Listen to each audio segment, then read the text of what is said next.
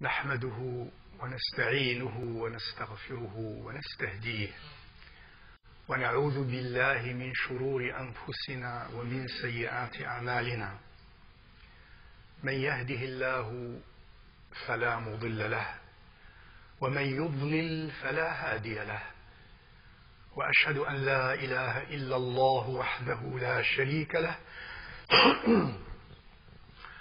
وأشهد أن محمدا سيدنا مولانا عبده ورسوله. أما بعد، أيها الناس، فإن أصدق الكلام كتاب الله، وخير الهدى هدى محمد سيدنا مولانا صلى الله عليه وآله وسلم، وشر الأمور محدثاتها، وكل محدثة بدعة، وكل بدعة ضلالة، وكل ضلالة في النار. يا أيها الذين آمنوا اتقوا الله حق تقاته ولا تموتن إلا وأنتم مسلمون. Allah Azza wa Jal calls upon us when He says, what means, O you who have attained faith, be Allah conscious, be reverent of Allah subhanahu wa ta'ala in a way that is worthy of who He is, worthy indeed of His beauty, of His majesty, of His perfection in His beauty and in His majesty, worthy indeed of His favors and bounties and grace upon us and all existence. And make sure we do not die except in a state of Islam, in a state of loving, willing, surrender of our spirits and souls, of our hearts and minds, of our thoughts and feelings, of our emotions and drives, of our words and deeds, all in loving, not resisting, loving surrender to Allah subhanahu wa ta'ala. Allahumma ja'alna minhum. Ibadallah. Sayyiduna Mawlana sallallahu alayhi wa sallam said in one text, أعجز الناس من عجز عن الدعاء وأبخل الناس من بخل بالسلام. أعجز الناس, the most incapacitated and disabled of the disabled people, is the person who does not turn to Allah in dua, who feels unable and does not do that regularly, turning to Allah Azza wa Jal in prayer, in dua. هذا هو العاجز، بل هذا أعجز الناس. If I am unable to plead to Allah, to implore Allah for all the good things that He loves me to be and to do and to have, that He loves me, not that I only love, that He loves me to be and to do and to say, then I am truly an incapacitated person, a very handicapped person. Second, وَأَبْخَلُ النَّاسِ مَنْ بَخِلَ بِالسَّلَامِ. And the most miser of those who are miser is the person who does not greet his fellow Muslims and others with salam. And some of us who are greeted with salam, and I've witnessed it in many masajid and amongst Muslims in some cultures and so on, Assalamu alaikum, but they do not respond. Not out of maliciousness, but simply it means out of carelessness. And that's being disabled. That's a rahmah from Allah that one is deprived from. This I begin with to remind myself and you. May we not be of those who are truly disabled. May we not be truly of those who are unable. May we spread the word of salam and the act of salam amongst us. And may we always be prayerful. نصلي وندعو الله سبحانه وتعالى ولا نعجز عن ذلك اللهم اجعلنا منهم. Second, Allah subhanahu wa ta'ala tells us in the Quran in so many ways, and in this is one way. He says subhanahu wa ta'ala, again, something very fundamental and very axiomatic, which I think often as human beings and as Muslims we disregard. Intelligent, educated, scholarly students throughout the spectrum, it is, I think, missed and not taken part of the regular diet of our lives. Namely, as Allah Azza wa Jalla says, for example, when He says in Surah Al-Baqarah, وَاعْلَمُوا أَنَّ اللَّهَ يَعْلَمُ مَا فِي أَنفُسِكُمْ فَاحْذَرُوهُ وَاعْلَمُوا أَنَّ اللَّهَ غَفُورٌ حَلِيمٌ وَاعْلَمُوا أَنَّ اللَّهَ يَعْلَمُ مَا فِي أَنفُسِكُمْ فَاحْذَرُوهُ. You must know. اعلموا, it's a verb of command. You must know, we must know that Allah knows what you harbor inside of you. What you think, what you hide, what you feel, what you like, what you dislike, what you plan, what you know. Allah knows it. Allah knows those drives and those moods, positive or negative. Allah knows them. So this is where it begins. So He says, be cautious, be prudent. He knows. In other words, do not allow to be in my heart, in your hearts, inside of you, of feelings, of emotions, of drives, of thoughts, of plans, of attitudes, that which He does not love. فَحَذَرُوهُ, for He knows. And this is where it begins, my beloved brothers. Our thoughts, our feelings is where the process of life begins. As one said, watch your thoughts, for they will become words. And then watch your words, for they will become actions. And watch your actions, for they will become habits. And watch your habits, for they will become character, your khuluq. And watch your character, for it will be your destiny. وَكُلُّ امْرِئٍ يُبْعَثُ عَلَى مَا مَاتَ عَلَيْهِ. And then we continue to say, as Rasulullah ﷺ taught, and everyone shall be resurrected the way he or she died. That destiny started with a thought. وَاعْلَمُوا أَنَّ اللَّهَ يَعْلَمُ مَا فِي أَنفُسِكُمْ فَاحْذَرُوهُ. Imam al-Junayd rahimahullah ta'ala, that great scholar and wali min awliya illah, al-khawas al-muqarrabin, هكذا شهد له أهل العلم والفضل والصواب وأهل السنة والجماعة. When he was asked, كيف الطريق إلى الله? What is the way to Allah? And he says, to be brief, I mentioned two of the four things he mentioned.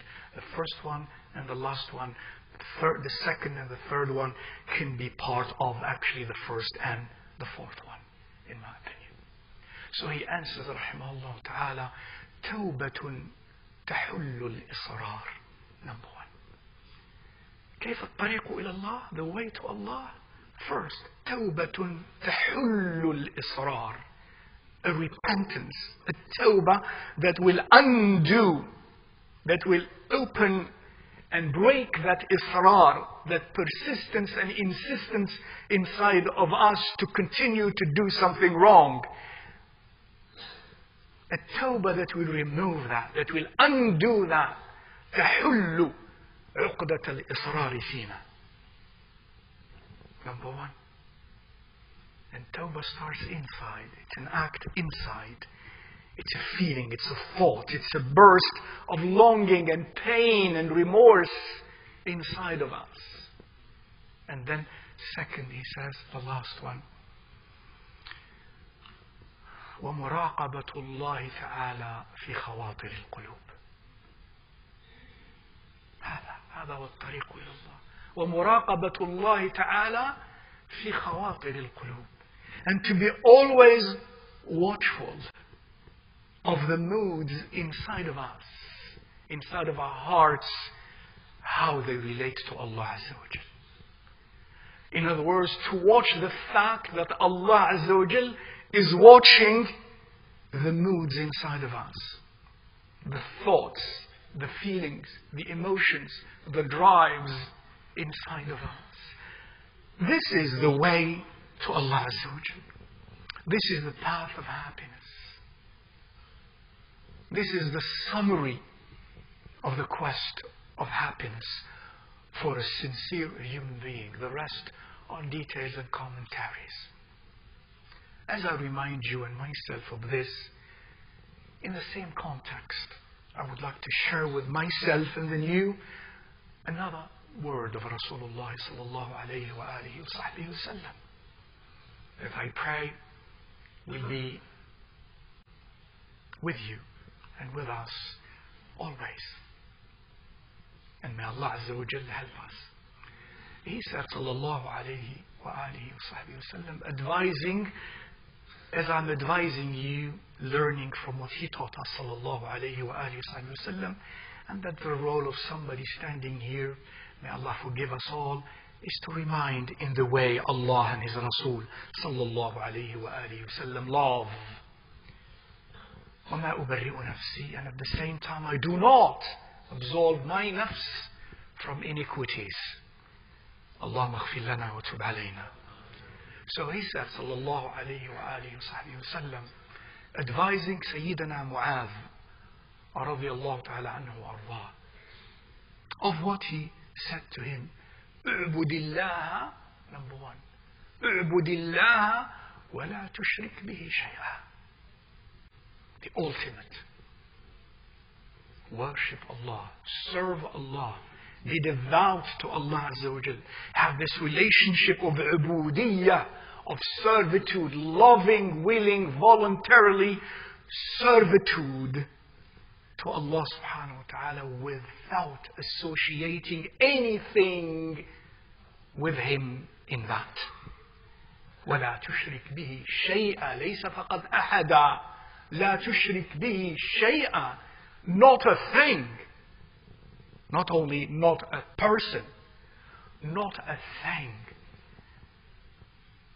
That anything I feel, I think of, or I do, it must not be stained with the desire and the attitude of ibadah, of worship, of aggrandizement, of reverence to other than Allah Azza wa Jal, with Allah Azza wa Jal. And that includes my own nafs, is a shay. Myself is a shay, is a thing. My drives, my feelings, my thoughts are things also, are ashya. I must not take any of that would stain and blemish my ubudiyyah in tawheed of Allah Azza wa Jal. في السراء وفي الضراء, of course. In prosperity or in adversity. Second, said he, sallallahu alayhi wa alihi wa sallam, وَعْمَلْ لِلَّهِ كَأَنَّكَ تَرَاهُ. Allahu Akbar. وَعْمَلْ لِلَّهِ كَأَنَّكَ تَرَاهُ. And do what you do for the divine, for Allah. In other words, do the things that He loves that you do. Say the things that He loves that you say, but do that in action or in reaction. We start sometimes things, or we respond to things sometimes. Al-amalu comprises both action and reaction.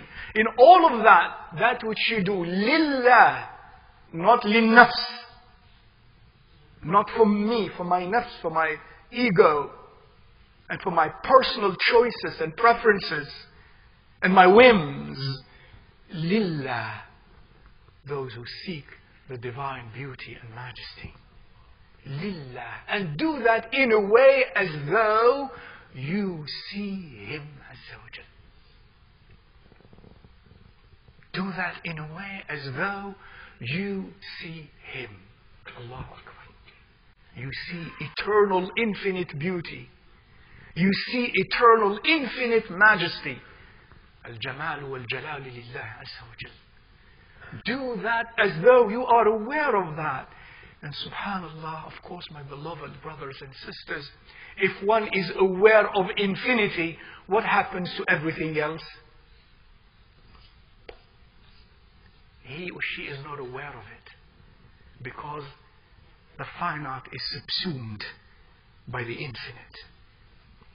So if the qalb is aware of Allah Azza wa Jal and sees spiritually Allah Azza wa Jal through His sifat, His attributes, and His acts, His af'al subhanahu wa ta'ala, the person who truly is in that maqam cannot see not in the physical sense, but cannot see any effect or any influence of other than the infinite subhanahu wa ta'ala.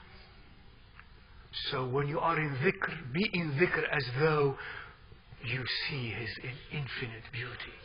When you are in salah, when you are in siyam, when you are in dua, when you are in hajj and umrah, when you are in business, when you are in trade, when you are in argument, when you are in agreement, when you are in disagreement, when you are at home, when you are in a masjid, اعمل لله كأنك تراه. اللهم اجعلنا منهم. This is his advice, sallallahu alayhi wa sallam. Thirdly, وَعْدُدْ نَفْسَكَ فِي الْمَوْتَى. وَعْدُدْ نَفْسَكَ فِي الْمَوْتَى. And with that, consider yourself in this spiritual sense amongst those who have died already. وَعْدُدْ نَفْسَكَ فِي الْمَوْتَى. Spiritually, statistically, he says, consider yourself of the mawta. And why is that? Because the person who has considered himself in that condition, if he or she does that intellectually, mentally, and spiritually, that person is already in akhirah and already is witnessing the truth of akhirah, of the hereafter, and has yaqeen, certitude of accountability with Allah Azza wa Jal. Because once we enter the world of the barzakh, we are able in the divine ways as He allows Azza wa Jal to see and to be convinced and to have the certitude of what we know intellectually about akhirah. Now you see it. وَعْدُدْ نَفْسَكَ فِي الْمَوْتَى. Number one. Number two, that helps me not do the wrong things.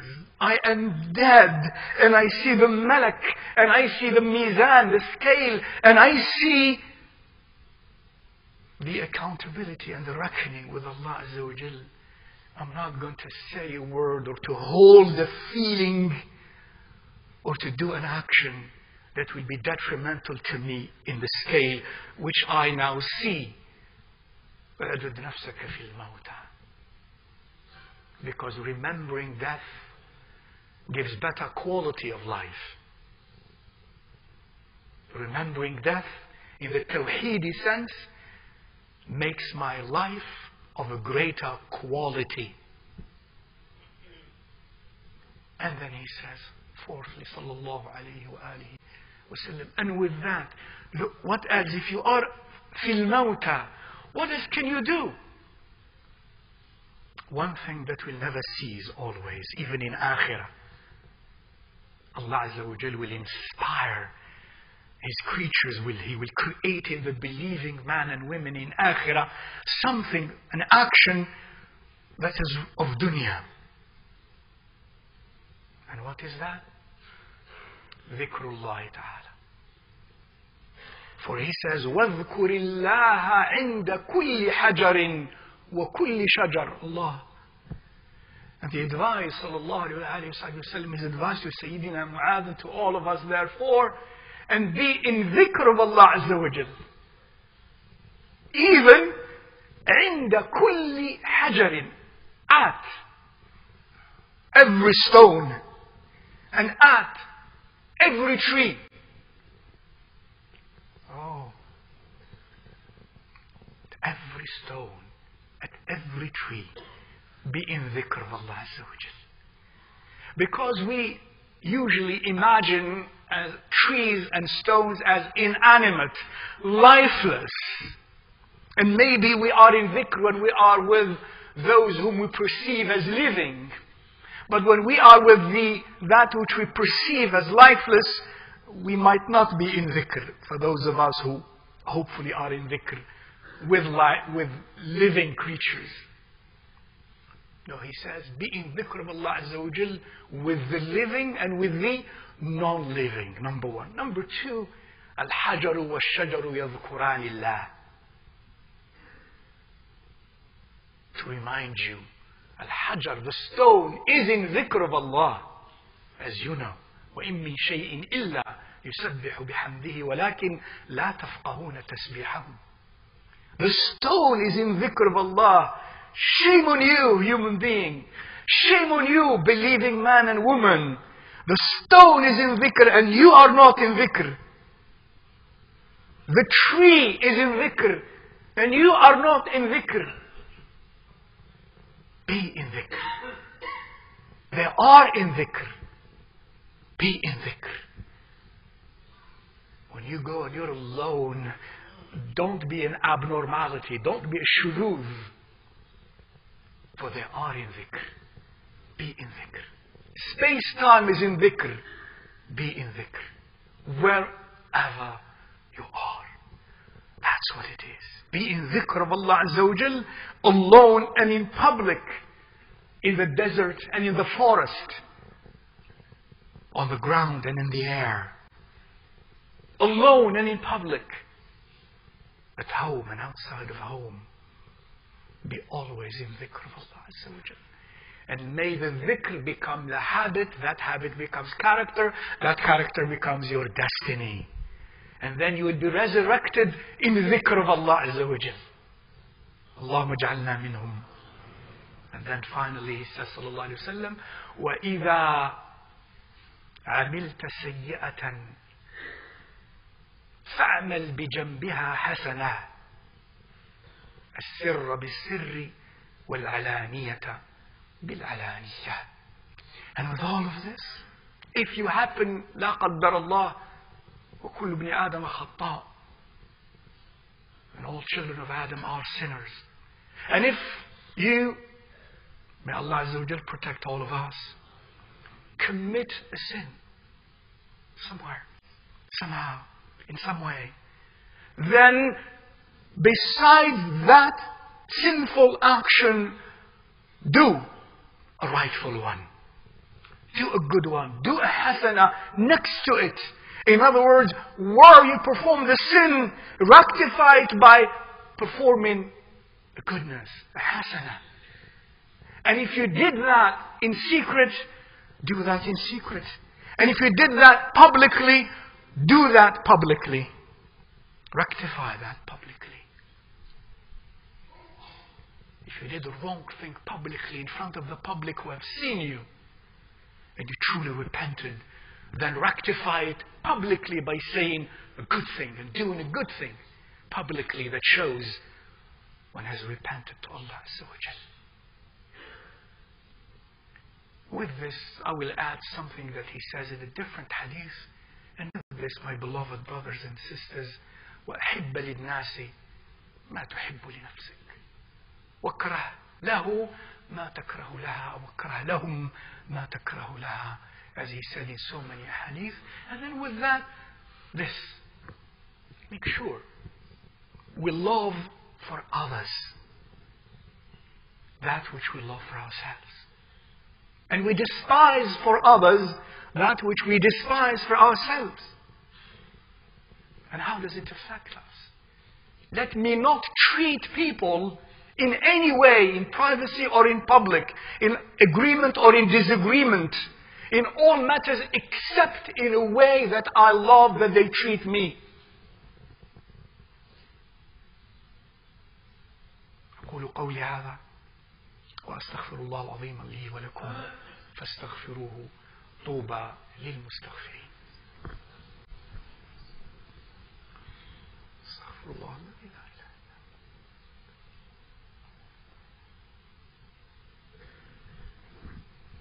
هو. الحمد لله وكفى، وصلى الله على عباده الذين اصطفى. اللهم صل وسلم وبارك على سيدنا ومولانا محمد عبدك ونبيك ورسولك النبي الأمي، وعلى أزواجه أمهات المؤمنين وذريته وأهل بيته أجمعين، صلاة طيبة مباركة زاكية نامية دائمة بدوامك يا رب، لا تنقطع أبدا ولا تفنى صرمدا ولا تنحصر عددا ولا تنقص مددا، صلاة تنجينا بها من جميع الأهوال والآفات، وتقضي لنا بها جميع الحاجات، وتطهرنا بها من جميع السيئات، وترفعنا بها أعلى الدرجات، وتبلغنا بها أقصى الغايات من جميع الخيرات في الحياة وبعد الممات، صلاة هي منك عليه أشرف الصلاة وأكرمها وأحبها إليك وأرضاها. اللهم صل وسلم وبارك على نبيك نبي الرحمة، الفاتح لما أغلق والخاتم لما سبق، المعلن الحق بالحق وناصر الحق بالحق، والهادي إلى صراطك المستقيم، وعلى آله حق قدره ومقداره العظيم. اللهم اغفر لنا وتب علينا وارحمنا واهدنا واهد بنا وطهر قلوبنا ويزين قلوبنا لك وليوم العرض عليك. اللهم اشف مرضانا وارحم موتانا وآمن روعاتنا واستر عوراتنا وأصلح ذات بيننا، وردنا إليك ردا جميلا، واجعل خير أيامنا وأسعدها يوم ملقاك. اللهم اجعلنا من السعداء بك وأهلينا وذرياتنا في الدنيا والآخرة يا أرحم الراحمين. اللهم اجعلنا هادين مهديين، هادين مهديين، غير ضالين ولا مضلين، لا مبدلين ولا مغيرين يا أرحم الراحمين يا أكرم الأكرمين. عباد الله، إن الله يأمر بالعدل والإحسان وإيتاء ذي القربى وينهى عن الفحشاء والمنكر والبغي، يعظكم لعلكم تذكرون. اذكروا الله يذكركم، قوموا إلى صلاتكم.